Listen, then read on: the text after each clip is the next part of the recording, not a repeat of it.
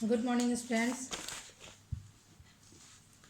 पिछले क्लास में हम लोगों ने देखा था कि हम लोग ट्रूथ टेबल्स के रूल्स को हम लोगों ने जाना था। ये हम लोगों ने पिछले क्लास में ये देखा था कि हमारे पास डिफरेंट एंड्स के क्या रूल्स होते हैं, फिर आइदर और वेल के क्या रूल्स होते हैं, इफ़ देन यानी इम्प्लाइज के क्या रूल्स होते हैं, इक्विवेलेंट के क्या रूल्स होते हैं और निगेशन के क्या रूल्स होते हैं। ये हम लोगों ने ट्रूथ टेबल का जो एक नियम बनाने का है वो नियम हम लोगों ने देखा था। और आशा है आप लोगों ने इन रूल्स को याद कर लिया होगा। तो इसके आगे बढ़ के हम लोग आज ये एक सवाल आता है कि सॉल्व करने के लिए एक सवाल आएगा।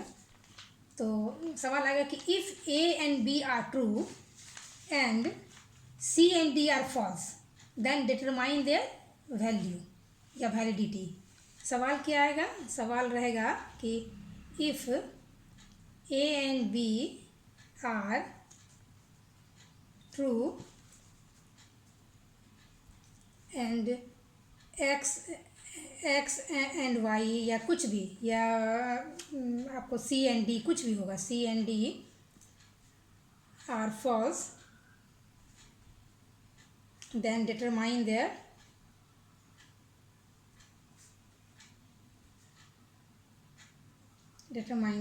वैलिडिटी। मतलब ए और बी का मान दिया हुआ है कि ट्रू होगा, वो आप साइड में इधर याद करके लिख सकते हैं। ए एंड बी का मान क्या दिया हुआ रहेगा प्रश्न सवाल में कि ये ट्रू है, और एक्स और वाई का मान दिया रहेगा, एक्स एंड वाई का मान कि वो फॉल्स है। तो आप नीचे जो दिए गए सवाल हैं उन सवालों में आप ये डिटरमाइन कीजिए कि वो उसकी फॉल्स उसकी डिटर्मिनेशन क्या होगा, यानी वो इनवैलिड होगा या वैलिड होगा, उसको आपको प्रूव करना है। जैसे आपको मैथ्स होंगे, अभी आपको वो दिखा रहे हैं, ये सिम्बॉलिक लॉजिक की पुस्तक जो हमने बताया था, अशोक कुमार वर्मा की पुस्तक, आप उसे लेंगे। उसमें एग्जाम्पल दिया हुआ 44 पेज में ये सम्स है, और ये सारे सम्स को आप सॉल्व कर लेंगे और ये सब एग्ज़ाम में आएगा। एक दो एग्जाम्पल मैं बता दे रही हूँ किस तरह से बनता है, फिर आप लोग बनाएंगे। ओके, आप इसे देखें। पहला सवाल मैं इसमें लेके सॉल्व कर रही हूँ। तो पहला सवाल है निगेशन ए वेल निगेशन एक्स। पहला सवाल है निगेशन ए वेल निगेशन एक्स। ठीक है, इसको सॉल्व करना है। देखिए सवाल में लिखा हुआ है, यदि ए तथा बी सत्य प्रकथन है और एक्स तथा वाई असत्य प्रकथन, तो निम्नलिखित यौगिक प्रकथनों में से कौन से सत्य हैं और कौन असत्य है, कहने का मतलब ये है। तो पहला सॉल्व हमने किया है, तो इसको देखिए। ए और एक्स का मान दिया हुआ है, ए का मान आपको दिया हुआ है कि ट्रू, और एक्स का मान दिया हुआ सवाल में यहाँ पर असत्य फॉल्स। तो उसको किस तरह से बिठा के हम उसको बनाएंगे, आप इसको देखिए।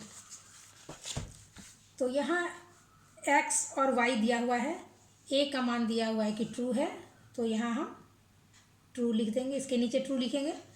और एक्स और वाई का मान दिया हुआ है, एक्स के यहाँ एक्स है, इसका दिया हुआ मान फॉल्स, मतलब ये असत्य लिखा हुआ है, सवाल में ये आपके दिया हुआ है।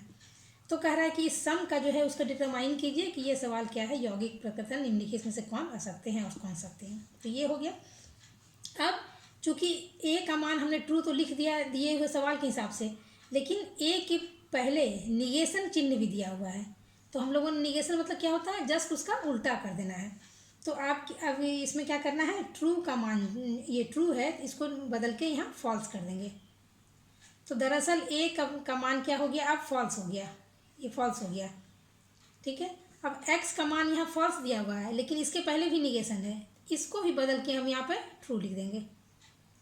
अब ये नॉट एक्स का जो मान है वो ट्रू आया मेरे पास, क्योंकि इसको बदल दिए, और नॉट ए का मान हमारे पास ये फॉल्स आ गया। अब इसे और इसे देखकर वेल के नियम के अनुसार इसका मान बैठाएंगे हम यहाँ पे।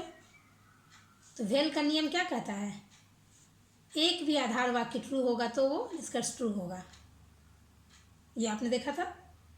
तभी एक भी, यदि दोनों आधार वाक्य फॉल्स होंगे तभी फॉल्स होगा, बाकी नहीं। हमेशा वेल क्या कहता है, ये वैकल्पिक वाक्य, कि एक भी आधार वाक्य यदि ट्रू है तो वो ट्रू होगा। तो हम देख रहे हैं कि पहला आधार वाक्य तो फॉल्स है, लेकिन दूसरा आधार वाक्य ट्रू है, इसलिए इन दोनों का मान निकालने के लिए यहाँ ट्रू हो जाएगा, ये ट्रू होगा। तो ये जो है ये इसका निकल गया, ये हो गया वैलिड आर्गूमेंट, ये वैलिड हो गया। डिटरमाइन देयर वैलिडिटी, ये क्या कहता है, वैलिड इनवैलिडिटी मतलब ये सत्य प्रपोजिशन है। This given example is some is example of valid preposition. ठीक है, ये वैलिड है, वैलिड आर्गूमेंट इसको लिख सकते हैं, वैलिड आर्गूमेंट। ठीक है, अब फिर इसी तरह एक दूसरा सम आप ले लीजिए, आसान सा ले लीजिए, कुछ भी एकदम निगेशन दे दीजिए और ब्रैकेट में मान लीजिए इसको है ए वेल वाई। अब ये भी एक दूसरा एग्जाम्पल आपके पास आ गया। अब ये दूसरा एग्जाम्पल भी कैसे बनाएंगे, ए का मान दिया हुआ है ट्रू, तो हम यहाँ ट्रू बना दें। ठीक है, और इसको आपको दिक्कत हो रही है तो इस ब्रैकेट के अंदर ही रखिए और यहाँ वेल का चिन्ह वेल उतार दिए। अब ये वाई है तो वाई का चिन्ह क्या क्या मान दिया हुआ है हमारे पास, फॉल्स दिया हुआ है इसका मान, तो हम इसको फॉल्स लगा दें। ये हो गया। अब ये निगेशन ज्यों का त्यों बरकरार रहेगा, फिर निगेशन बरकरार रहेगा। अब इसको पहले हम इस दोनों के अंदर इसको तोड़ें। अभी एग्जाम मैथ्स बनाने में सबसे पहले क्या जानते हैं कि सबसे पहले हम इसमें तीन हमारे पास चिन्ह होते हैं। सबसे पहले हम छोटी ब्रैकेट को सॉल्व करते हैं, फिर मंजली को सॉल्व करते हैं और लास्ट में जाके ये जो बड़ी ब्रैकेट होती है, ये बड़ी ब्रैकेट को लास्ट में इसको तो सॉल्व करते हैं। ये स्टार्टिंग पहले इसको सॉल्व करते हैं, है ना, फर्स्ट इसको सॉल्व करते हैं छोटी को, देन मंजली, देन लास्ट। हम अभी तक हम लोग जानते हैं मैथ्स बनाते हैं। तो ये हो गया। अब ये देखिए कि ट्रू और फॉल्स ये हो गया, तो फिर यहाँ वेल का चिन्ह है तो इसमें क्या होगा, एक पे आधार वाक्य ट्रू तो ट्रू। अब ये ब्रैकेट को हम हटा देते हैं, दोनों का मान निकाल के इसको हम ट्रू लिख दिए। अब ये ट्रू है लेकिन उसके पहले निगेशन आ गया है तो इसको उलट देना पड़ेगा। निगेशन मतलब कोई भी आधार वाक्य यदि हमारा सत्य है तो जस्ट उल्टा हो जाएगा सत्य, यदि वो असत्य रहता तो उल्टा हो जाता सत्य। नियम के अनुसार हम जानते हैं निगेशन का नियम वो पलट देता है। तो अब ये क्या हो गया, ये हो गया false, proved. This statement is an example of invalid argument. Proved हो गया, इनवैलिड है। ठीक है, वैलिड आर्गूमेंट हो गया। अब आप एक तीसरा एग्जाम्पल भी बनाना चाह रहे हो तो एग्जाम्पल जस्ट के लिए तो एक तीसरा भी कुछ देख सकते हैं आप। तीसरा एग्जाम्पल आप ले सकते हैं, बुक्स में देखिए या एक एग्जाम्पल हम लोग डॉट का एग्जाम्पल एक ले लेते हैं। दूसरा में दिया हुआ है निगेशन ए डॉट एक्स, निगेशन ए डॉट एक्स, ब्रैकेट में ही रहने देंगे इसको। तो निगेशन ज्यों का त्यों रहेगा, ब्रैकेट को रखे ही रहेंगे। ए का मान हम जानते हैं दिया हुआ है हमारे पास ट्रू है, डॉट का चिन्ह डॉट को उतार देंगे और वाई का मान हमारे पास फॉल्स दिया हुआ है तो ये फॉल्स हम यहाँ लगा देंगे। अब निगेशन को हम निगेशन ही में रहने देंगे और इन दोनों को पहले अंदर जो छोटी ब्रैकेट के अंदर जो है सम उसको पहले सॉल्व करेंगे, उसको तोड़ेंगे। तो टी डॉट एफ क्या होता है, फॉल्स होगा, मतलब एक आधार वाक्य ये है, एक आधार वाक्य एक है। तो डॉट का नियम हमको क्या कहता है, कंजंक्शन का नियम क्यों कहता है कि ये दोनों आधार वाक्य सत्य होगा तभी सत्य होगा निष्कर्ष, वरना किसी भी केस में यदि पहला आधार वाक्य सत्य हो, दूसरा सत्य हो, पहला सत्य हो, दूसरा सत्य हो, या पहला सत्य हो और दूसरा सत्य हो, तीनों किसी भी केस में वो हमेशा फॉल्स ही होगा, क्योंकि कंजंक्शन का नियम हम जानते हैं। कंजंक्शन के नियम की तरह कि जब तक दोनों ही आधार वाक्य ट्रू होगा तभी हमारा निष्कर्ष ट्रू होगा।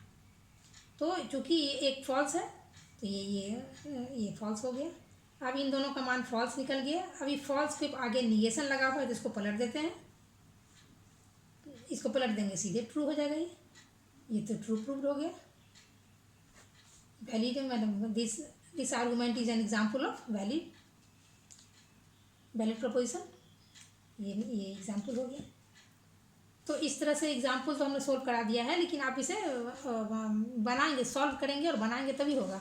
खुद से बनाना पड़ेगा, ये प्रैक्टिस है। और ये एक नंबर का आता है, देखिए यहाँ से 44 पेज में है अशोक कुमार वर्मा की किताब। इसमें 30 एग्जाम्पल्स दिए हुए हैं, उन 30 एग्जाम्पल्स को आप बनाएं।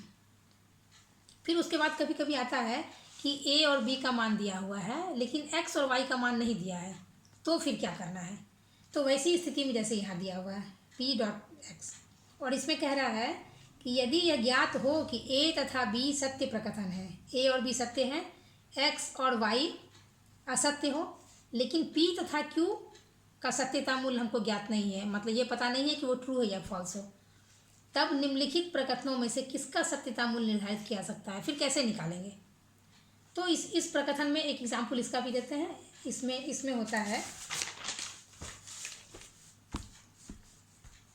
If A and B are true, X and Y are false, ठीक है। लेकिन P और Q का मान नहीं दिया हुआ, but P and Q are unknown, मतलब उसका मान हम नहीं जानते हैं कि P और Q को क्या होगा, ट्रू होगा या फॉल्स होगा। तो फिर नीचे दिए गए प्रकथन को, निम्नलिखित प्रकथनों में से उसके सत्यता मूल्य को किस तरह निर्धारित करेंगे। तो एक एग्जाम्पल ले लीजिए। पहला एग्जाम्पल हम लोग लेते हैं, इस किताब में दिया हुआ x dot p dot x, p dot x। तो p का मान हमारे पास ज्ञात नहीं है, अननोन है, और x का मान हम यहाँ पर दिया हुआ है कि वो फॉल्स होगा, x and y are false. चूँकि x का मान फॉल्स दिया हुआ है, इसलिए नीचे हम यहाँ पर फॉल्स फॉल्स लिखेंगे। और 2 बार हमने लिखा है, उसके बारे में बता रहे हैं। चूँकि p का मान यहाँ पता नहीं है, इसलिए इस स्थिति में p को एक बार ट्रू मानना पड़ेगा और एक बार फॉल्स मानना पड़ेगा, तब फिर हम देखेंगे। और जिस कंडीशन में वो ट्रू निकलेगा तो वो सही हो जाएगा सत्यता मूल्य। इसमें अब देखिए कैसे होगा। t डॉट f क्या हो गया, t डॉट f क्या होगा, f हो जाएगा। f डॉट f क्या हो जाएगा, f हो जाएगा, क्योंकि दोनों फॉल्स तब भी फॉल्स, एक भी फॉल्स तब भी फॉल्स, क्योंकि डॉट के नियम के अनुसार हम यह जानते हैं कि कोई भी प्रपोजिशन कंक्लूजन तभी सत्य होगा, आधार वाक्य, जब दोनों उसका सत्य हो। And in all the cases this will be false, यह गलत हो जाए। तो यहाँ दोनों अवस्था में ये फॉल्स हो गया, तो उसमें लिखना होगा कि ये this given example statement is an example of false. ये मतलब कि ये फॉल्स निकल गया, तो ये इसकी वैलिडिटी, सत्यता मूल्य क्या हो गया, वैल्यू हो जाएगा, ठीक है। तो अब ये प्रूव हो जाएगा कि ये जो एग्जाम्पल दिया हुआ है उसका सत्यता मूल्य क्या होगा, फॉल्स होगा, क्योंकि दोनों ही स्थिति में जब एक साथ जैसा होगा, यदि दोनों ट्रू होता तब वो फॉल्स, उसका वैलिडिटी ट्रू होता।